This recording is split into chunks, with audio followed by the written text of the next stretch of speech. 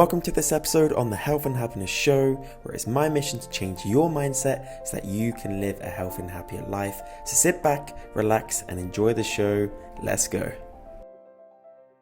Hey guys, Ollie here, and welcome back to another episode on the Health and Happiness Show, where today I'm diving deep into negative self-talk and how we must change this in order to create greater health and happiness in our life. Now, before I get into the episode, I want to let you guys into a little secret. Yes, that is, I'm giving you, a lucky select few, a free gift. And now this is a limited gift, and I can only give it to the first 15 people that avail of this offer. So to claim your free gift, what you guys need to do is you need to head to Instagram, follow me, Ollie Jowett, and send me a message with podcast episode 17. So send me those words, podcast episode 17. That will let me know that you've known, that I've known.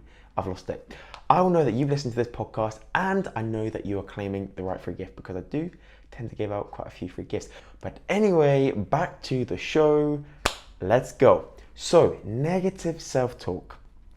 It's ruining your life. Why? Because when you talk to yourself negatively, it's affecting your feelings, it's affecting your thoughts and your emotions. And given that we are creatures of emotion, if our emotions are largely dictated by negativity, then how can we expect to feel and experience positive health and happiness in life? We just can't, right? We just can't, and therefore this needs to change. And diving deep, negative self-talk is a legitimate problem, right? It astounds me the number of people that actually speak this as their native language, right? Like, yes, okay, so I speak English, and some people speak Spanish, and some people speak French, but like, our native language right now is negative, and this self-talk has to change. It has to change, because you will never, ever, ever reach a state of good health and happiness until you do. So that is my encouragement to you today, and hopefully by the end of this podcast episode, you will have taken away at least one gem to get you started on that journey, because that's what this is. It's a journey, right? And whether you're 15, 50, or 150 years old listening to this, okay, maybe not that old, but yeah, then I can guarantee that over your lifetime, right, literally, whether you're 20, 40, 60, it doesn't matter, over the course of your lifetime, you have built up and accumulated a language of either love or self-hate or respect or disrespect, right? Because this is the thing, right? The language that we speak to ourselves is a language, and this is what we have to change, right? And what's both quite exciting is the fact that, like, you can learn Spanish today, you can learn German today, and you can also learn a new love language that is positive and healthy and happy self-talk, which is what I want to help you with today. So I've used this before, and I'm going to use it again because I think it's very applicable. When it comes to negative self-talk, well, it's not just negative self-talk, it's also positive self-talk. And the best way to explain this is the devil and the angel that sits on either shoulder, right? So if the devil is the negative self-talk, then the angel is the positive self-talk. It is there, and I need you to understand this. You can change your language. You can change the way that you speak to yourself. You can change the way that you treat yourself, right? You just have to understand that it's actually there, and then shift and spend more time and attention and energy into the angel in this metaphor, right? But that's not happening right now. That's not happening because largely you are listening to the devil that sits on your shoulder, the devil that tells you that you're not good enough, the devil that tells you that you're fat and ugly, the devil that tells you that you're not qualified enough to apply for that job, the devil that actually brings about the self-doubt, the fear, the uncertainty, and actually just treating yourself in a very toxic way, right? Now, understandably, there's no health there, there's no happiness, and it can never come about from that. So instead, what we need to do is we need to re-script and re-change the way that we talk to ourselves. It's almost like trying to find the reboot button inside ourselves to go, right, this is how we're going to learn the language. Because here's the thing, right? Now, I'm not a dad yet, but I can tell you that, well, I know that you teach a baby, to speak, mama, dada, all of that sort of stuff. Teach yourself to speak again. Teach yourself to learn a new language today. What does that start with? That starts with awareness. Because here's the scary part. Most people aren't even aware of the way that they speak to themselves, right? And what's really worrying is they end up becoming fluent in negative self-talk. So they haven't got the awareness to begin with. And then because they just speak to themselves negatively all day long, every single day, it becomes their fluent language. That's a big problem. And therefore, to resolve any big problem, it starts with awareness. Whether you want to lose weight, whether you want to build a business, whether you want to change careers, whether you want to start relationships, it all starts with awareness. So you need to become more aware. Are you aware of the way that you speak to yourself right now? Maybe. I certainly am, because I have practices within my day, within my week, and this is what I teach the Academy students. For example, to meditate, to journal. These self-expression escapisms that allow you to gain clarity on your thoughts, feelings, and emotions, right? I am aware of when I'm negative. Yes, Mr. Positive, Percy Positive can be negative as well. That's because I, like you, have a devil and angel sitting on my shoulders as well. But again, it's that self-awareness that allows me to change the self-talk. Let me repeat that again because it's so profound. It's that self-awareness that allows you, that first step, to change the self-talk. So either when I'm meditating, either when I'm doing my breath work, either when I'm just going for a nature walk, or if I'm just in my journal and I'm getting clarity on my thoughts, feelings, and emotions, I begin to understand that actually that was negative. Actually, that is positive. Why is when, for example, so in the Academy, I teach my students how to journal, and one of the first modules is to journal. And it's essentially a lesson of what to write in your journal, because, right, okay, you've gone out to the shop, you've bought the journal, fantastic. Now what do I actually write? What I teach my students is you should always start with gratitude. Why? Because gratitude is the great equalizer to low energy, negative, toxic emotions, right? So by beginning to write down what it is that you're actually grateful for, you begin to encode and script this new language, right? Today, I am grateful for good health. Today, I'm grateful for this opportunity to deliver this podcast. Today, I'm grateful for the opportunity to serve the 20 plus students in the Academy right now. They are areas where I'm grateful for. That's initially starting a positive language that is actually quite hard to then deviate from, right? Whereas if, for example, let's say you had a bad day at work yesterday, and it just contaminated and consumed your entire mind all day long, right? Suzanne from accounts was like, having a go at you, sent you a crappy passive aggressive email, and it played on your mind all day long. You then started to doubt yourself. You then started to question your worth in that workplace. You then came home and told yourself in a negative, toxic way that wasn't healthy or happy to yourself, right? And as a result, you probably ended up having a few glasses of wine, probably ordered a takeaway, and then added to the cascade of negative emotions from there, right? So we need this awareness, and we need this awareness of actually how we're speaking to ourselves, and then we need to take the steps to changing that. Journaling is an amazing way because it's one where you can bring that pain and then you can express it through the pen and the paper. It's been a big part of my life for a long time now, and it's one where I'd encourage you to start. So self-awareness is the absolute key. But let's actually go a little bit deeper into, right, we're aware now that we're speaking to ourselves negatively. What are some of the triggers? Well, what triggers negative self-talk? The biggest one of all is comparison. Playing the comparison game. But let me tell you this, right? I, like you, have played the comparison game, and I have never won it, right? Each and every time in the past, when I've compared myself to others, whether it's in my workplace, my industry, or just my life, it has never worked in my favor. I've never played and finished that game winning. I've only ever lost. And the conclusion that I've come to is actually there are no winners in the comparison game. You can only lose. So therefore we need to stop. We need to stop comparing ourselves to others, because the moment that we do compare ourselves to others is the moment that we lose. The moment that we lose all self-respect, all self-love, all self-worth. And it's the moment that you start talking to yourself negatively. This has to stop. This has to change. Because let me tell you something. There is no comparison game to begin with. Why? Because no one compares to you. You are incomparable, right? You are unique, you are special, you are beautiful, you are intelligent, you are everything that you need to be. And actually, do you know something? Do you know how lucky you are to be on this planet, right? When the odds are 400 trillion to 1, you are lucky. So actually, compare yourself to the sperm egg that didn't get fertilized. Yeah, not Tom, Dick, and Harry down the street who has more money than you, who has a bigger house than you, who has more holidays than you, who has a better life than you. It's bullshit. It is fake, right? Because here's the thing: if you really want to go levels deep, right, understand the psychology of social media. Why do we post? We post for one soulful reason. That is to increase and to enhance our status, to make ourselves feel good, right? We get the hit of dopamine each and every time that we hit post, right? As a result, when you are on looking that, you're going, oh my God, they have this amazing life and I don't.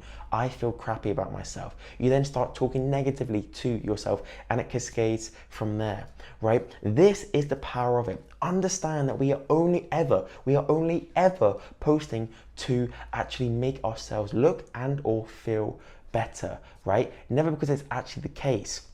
So yeah, that expensive handbag you just bought, right? You can post it on social media, but that's to almost either confirm that you've just spent £1,000 on a handbag and or to make yourself feel better and or to actually show people that you're worthy, because this again goes levels deep, right, into knowing someone and getting that acceptance and that neediness and whatever it is, right? Okay, but you understand my point, and I hope that you begin to understand my point. The comparison game is a loser's one because you can never win. So please stop comparing yourself to others, because that will be one of the first steps to removing one of the key triggers in creating positive self-talk. Stop comparing yourself to others, and if it's not as simple as that, if you can't just do that at the flick of a switch after me saying this, then please unfollow every single person on your social media feed right now who does not add value to your life, who does not add value to your life. I don't follow many people. It's not because I don't like many people.